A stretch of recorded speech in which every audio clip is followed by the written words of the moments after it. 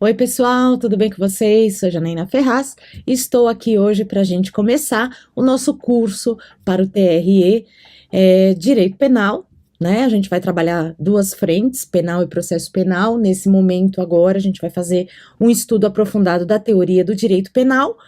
Logo na sequência, a gente vai fazer alguns exercícios, tá bom? Então vamos começar a nossa conversa, o nosso papo para você concurseiro, que já está na estrada, que já está estudando faz um tempo, para você que vai começar agora, né? Vamos equiparar as coisas aí, deixar um nível homogêneo, porque o conhecimento nunca é demais, né? Sempre ele é bem-vindo e sempre vai ter uma dica, um pulo do gato, uma sugestão que você vai aproveitar para a sua vida aí, para alcançar o seu sucesso no seu concurso, tá bom? Então, nós vamos fazer uma dinâmica bem interessante aqui. Eu vou batendo papo, a gente vai olhando os slides, explicando as coisas com mais tranquilidade, sem ficar lendo o slide, para que vocês não cansem, né? A gente sabe que assistir videoaula é bacana, é eficaz, mas vocês precisam complementar o estudo, né, com a disciplina, o conteúdo e tudo mais, mas focando aqui nas dicas que eu vou passar para vocês, tá? Algumas orientações no tocante a material que vocês têm que ter junto com vocês para obter o sucesso aí nessa prova, né, dia 12 de fevereiro de 2017, e conseguir aí conciliar o tanto de informação que vocês precisam para obter o sucesso aí, fazer uma excelente prova, que é isso que a gente pretende, né?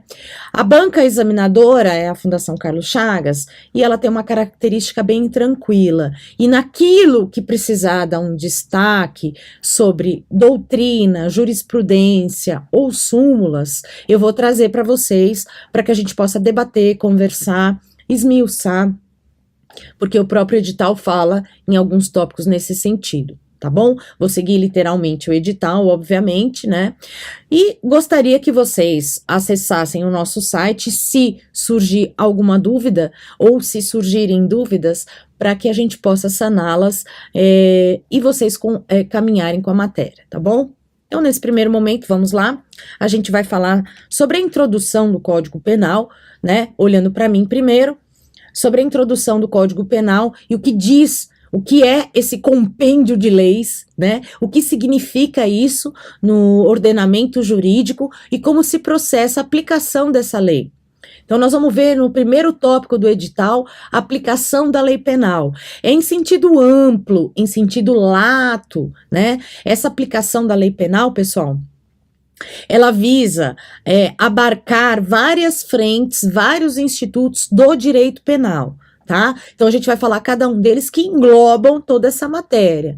A gente não consegue começar nada sem falar do início, né? As coisas precisam ter uma lógica aí, né? Mesmo que você saiba, é sempre interessante ouvir, porque aquilo já vai entrando no seu eu, no seu corpo, na sua mente, na sua respiração, e aquilo, quando você for fazer a prova, vai fluir de uma forma bem bacana, tá? Então, a gente vai começar o estudo da introdução do direito penal. O que é o direito penal? Direito penal, pessoal, é um ramo do direito público que visa o quê? Dirimir conflitos do fato praticado à norma penal. Então, é o perfeito ajustamento do fato praticado pelo agente criminoso à norma penal que está descrita na lei, no caso, no Código Penal. Então, ela visa dar uma tranquilidade, isso teoricamente, tá, queridos? Porque tudo que a gente vai ver aqui é para a sua prova, para a sua teoria, para o seu conhecimento para o concurso. A gente sabe que a vida prática, o dia a dia, as questões envolvem outras que não serão discutidas aqui para a gente ter um método eficaz de ensino, tá certo? Então, nesse momento, a gente vai tratar da teoria para fixar o conhecimento de vocês, tudo bem? Então, esse conflito que vai surgir visa o quê? A segurança da sociedade, né? O indivíduo vai burlar aquilo que está descrito, tipificado na lei penal. E para que a sociedade tenha essa segurança em sentido amplo, é necessário que tenham o quê? Algumas regras que vão aí dirimir esses conflitos, né? É uma proteção que a lei dá para essa sociedade, para esse indivíduo, para diversas frentes. O direito penal protege alguns bens que estão classificados nos capítulos do Código Penal. Então, lá você vai ver, a partir do artigo 121, todos os bens jurídicos tutelados pelo direito penal, que eles são protegidos pelo direito penal. Nesse sentido, a gente tem do bem mais importante aos demais, não menos importantes, mas o grau do legislador na hora de confeccionar a legislação penal foi colocar a vida como o bem jurídico mais importante do indivíduo. E depois, nos capítulos subsequentes, vem as outras questões, os outros bens, tá certo? Evidentemente que no seu concurso não cai em todos os capítulos, mas a gente vai abordar essa sistemática aí para que você entenda, né? Porque assim, você entender o global, quando você restringe, fica mais fácil, certo? Se você ficar focado assim, ó, se for quadradão, não rola, você tem que abrir a sua cabeça e deixar o conhecimento entrar, tudo bem?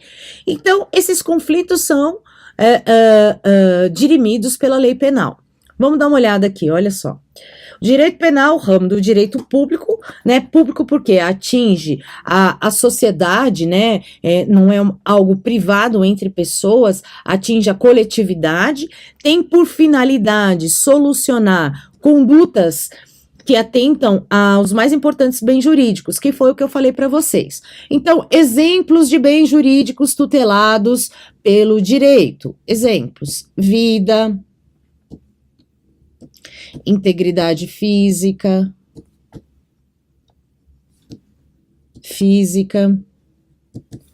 honra, patrimônio,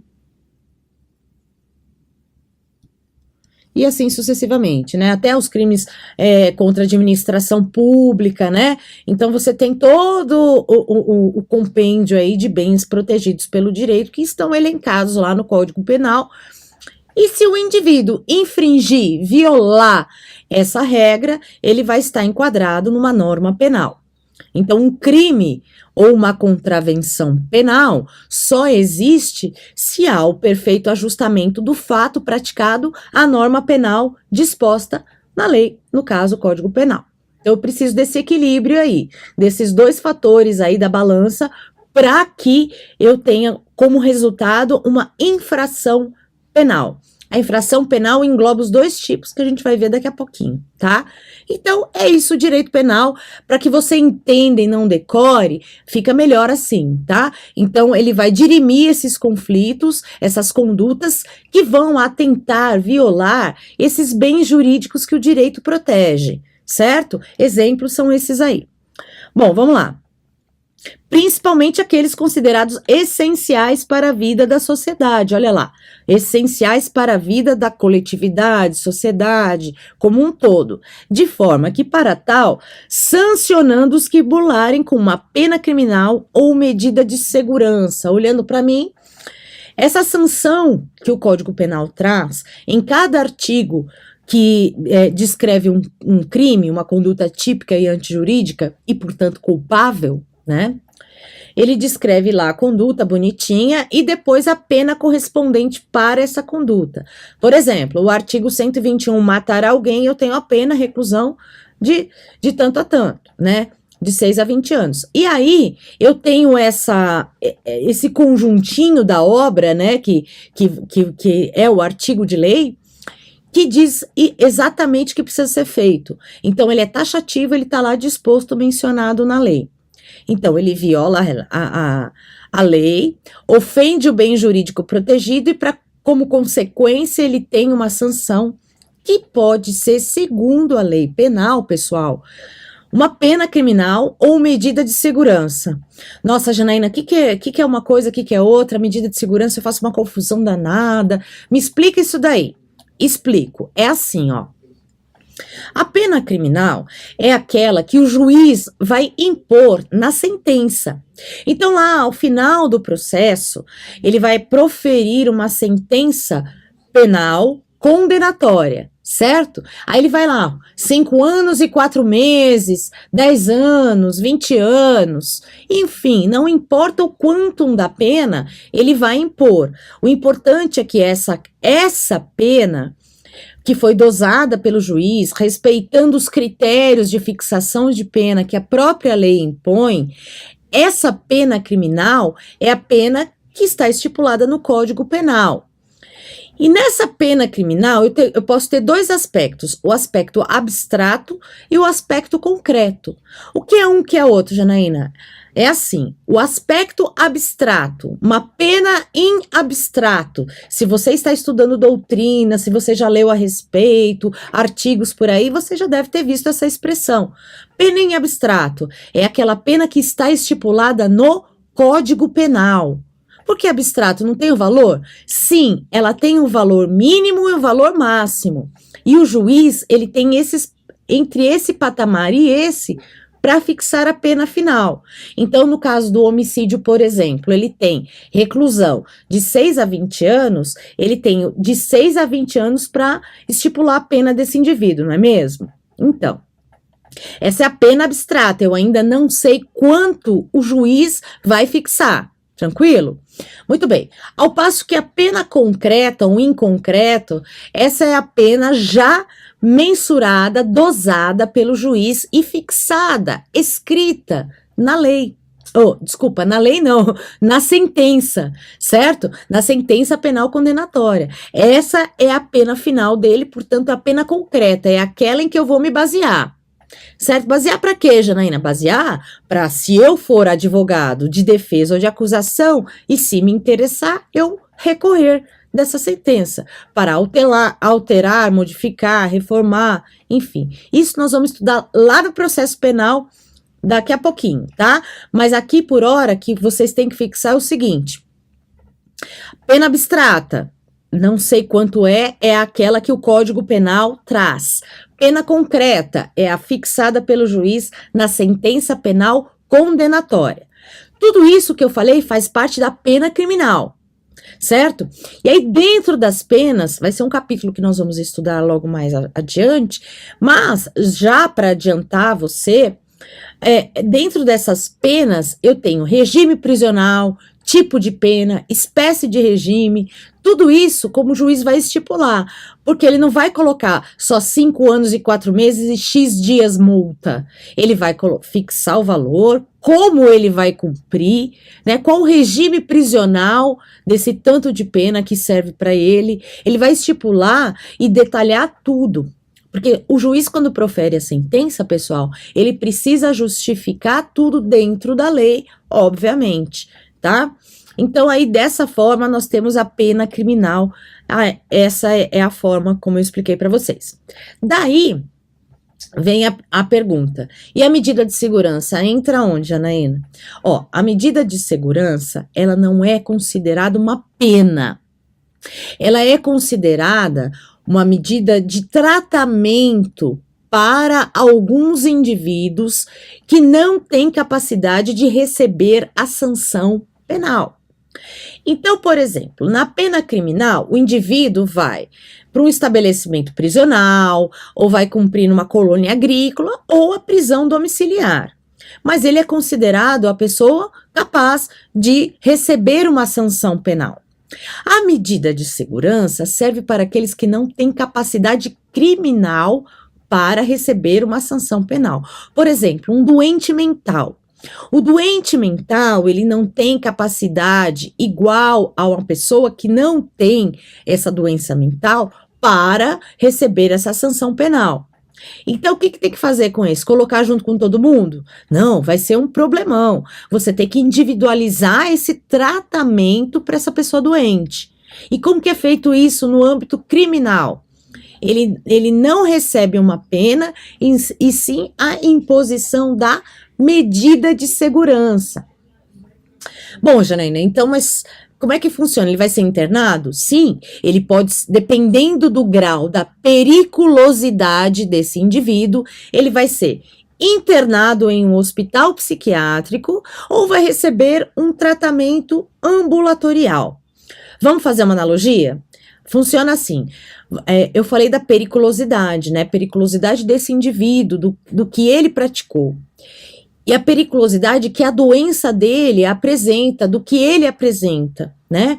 Então, por exemplo, assim, ó, se esse indivíduo praticou um crime grave, ele vai ser internado, né? A periculosidade dele vai ser analisada através de perícia médica, vai ser dado um laudo, tudo direitinho. Depois de feito tudo isso, periculosidade alta, internação. Né? É como se ele tivesse cumprindo um regime fechado se ele não tivesse a doença e fosse para um estabelecimento prisional. Agora, se esse indivíduo não tem a periculosidade alta e praticou um crime onde ele possa ter o tratamento ambulatorial, seria como se fosse o semiaberto ou o aberto. Tá? Então, tudo vai depender. Não é porque é medida de segurança que ele vai ser internado, não necessariamente, tá? Então, ele pode receber periodicamente esse tratamento ambulatorial relativo ao problema que ele tenha, tá? Seja drogas, álcool, bebida, enfim, aí ele vai ser direcionado.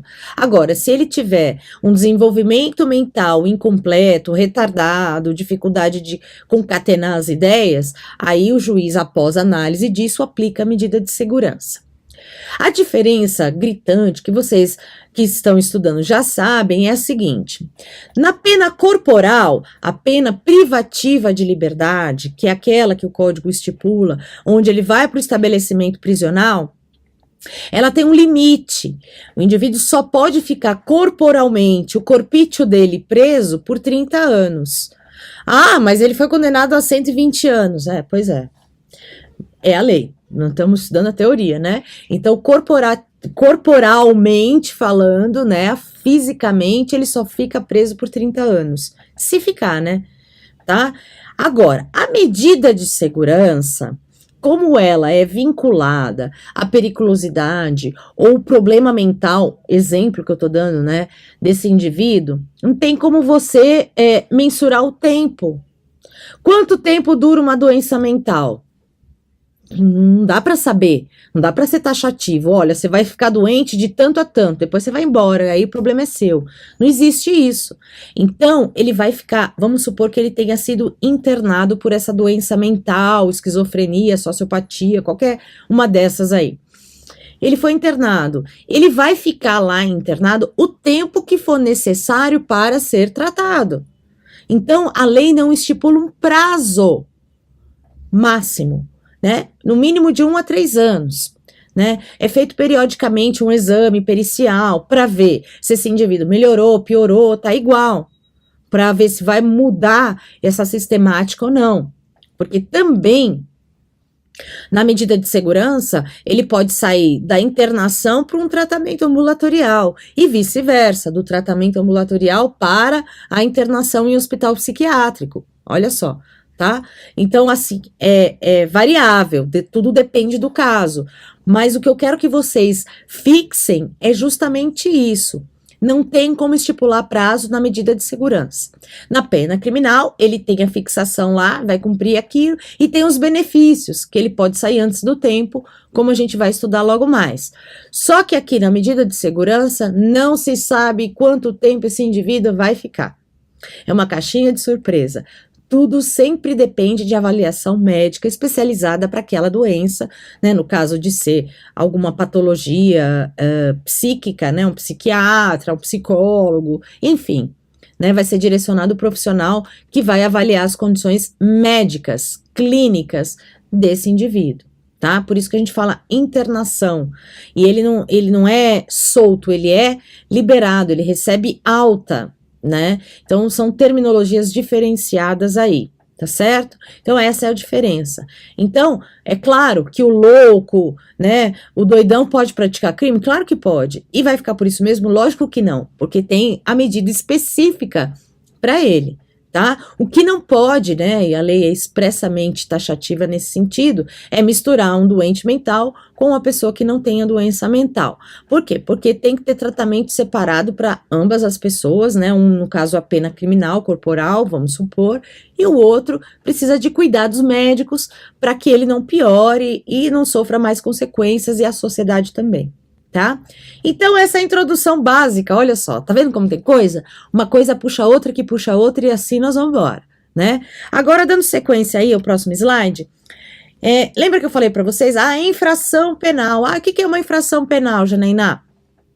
Infração penal engloba, olha só, gênero que subdivide em duas espécies, crime ou delito e contravenção penal. Olha para mim.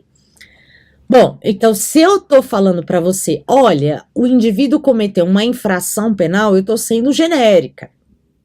Se eu falar para você, ele cometeu um crime, eu tô sendo mais específica.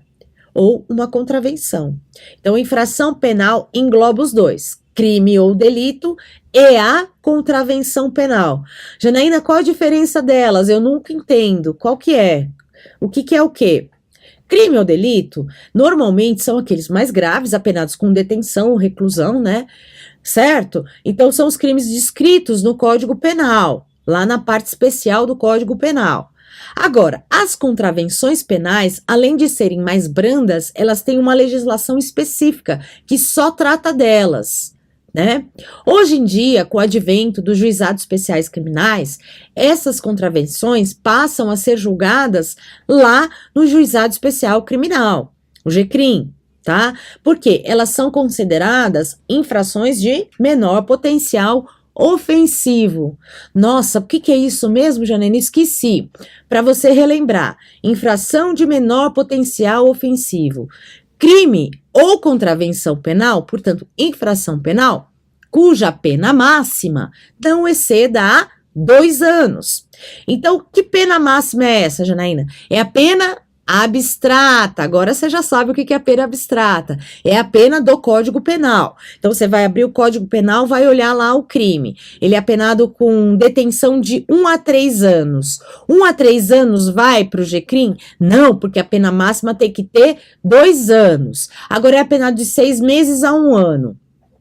Pena máxima não excede a 2 anos. Aí ele vai para o GCRIM? Sim, vai ser julgado no GCRIM, Juizado Especial Criminal, né? Cujo rito é o sumaríssimo, que é aquele rapidão, né? Aquele para andar rápido, tem o termo circunstanciado, toda aquela história.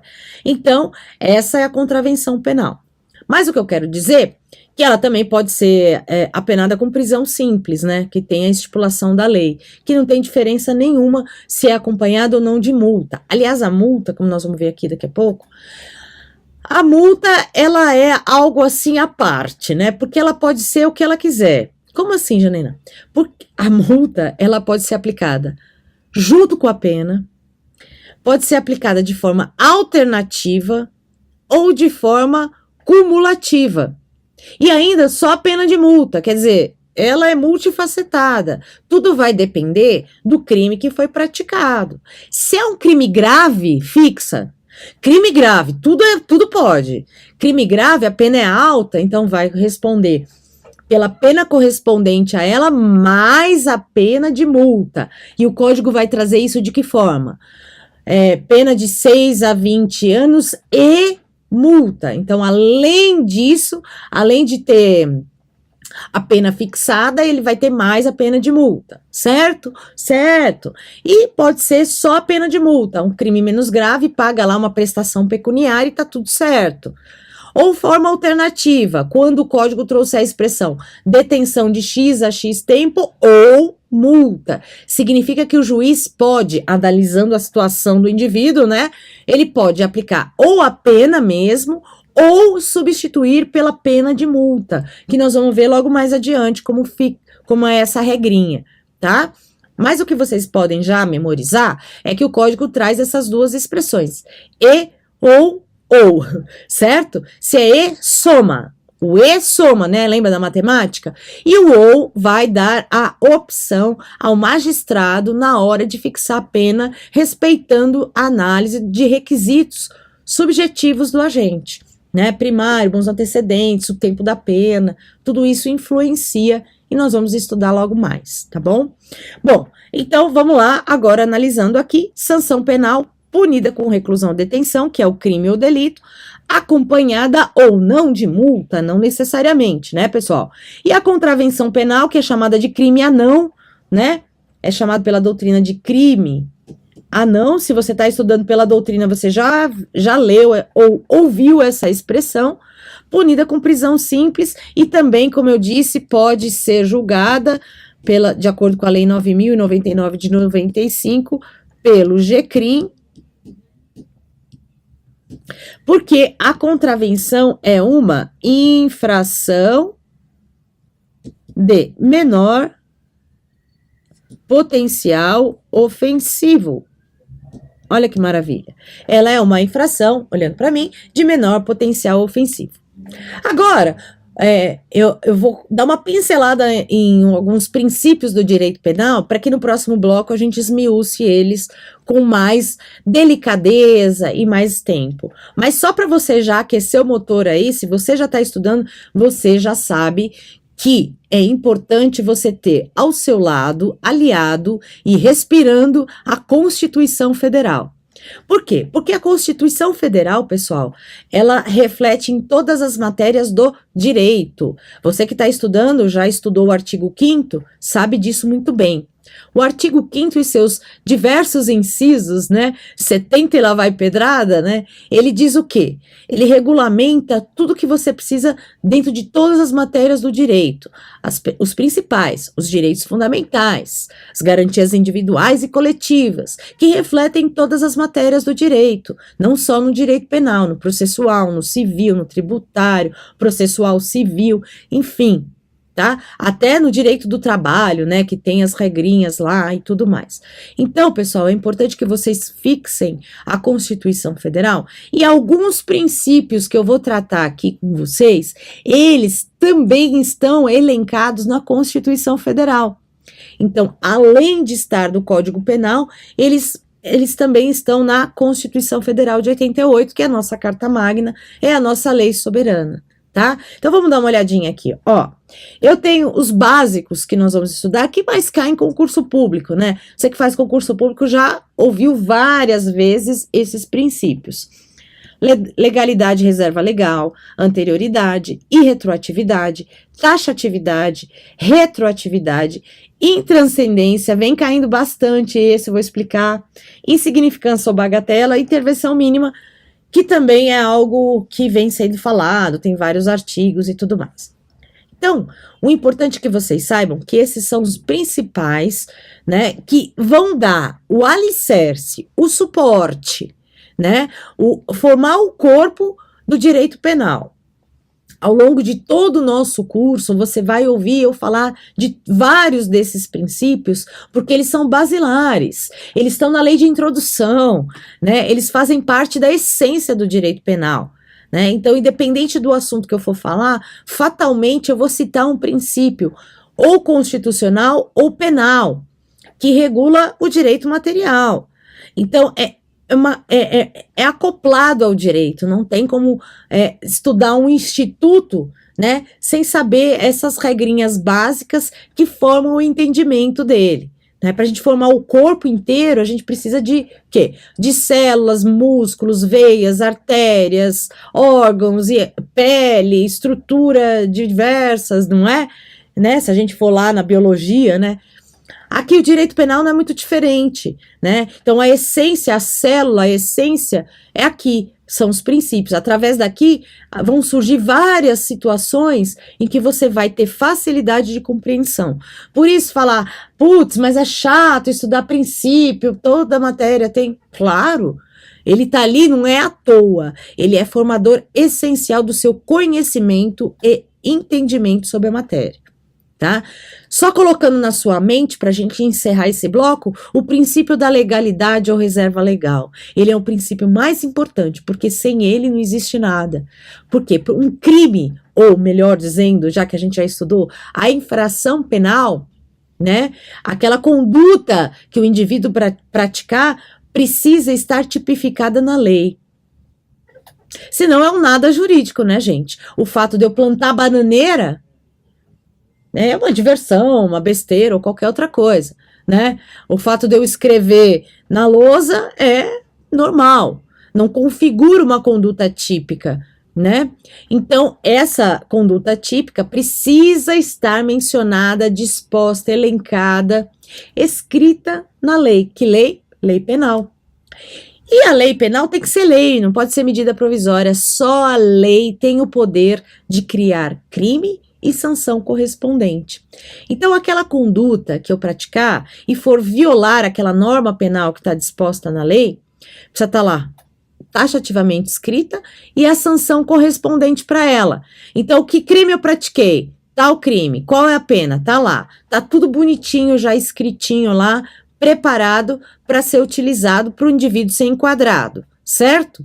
Então, a legalidade ou reserva da lei. Eu preciso ter a reserva da lei daquela conduta que eu pratiquei. Então, legalidade é tudo. É a lei que cria todo o ordenamento jurídico penal. Só a lei, uma lei, é capaz de criar um crime ou uma infração penal ou uma contravenção penal, que a gente viu que a infração penal engloba os dois, tá? Então, vamos ficar por aqui. No próximo bloco, eu vou vir esmiuçando todos esses princípios que eu acabei de falar para vocês. Até já já, com mais estudos dos princípios do direito penal. Sou Janaína Ferraz e volto daqui a pouco com vocês. Tchau, tchau.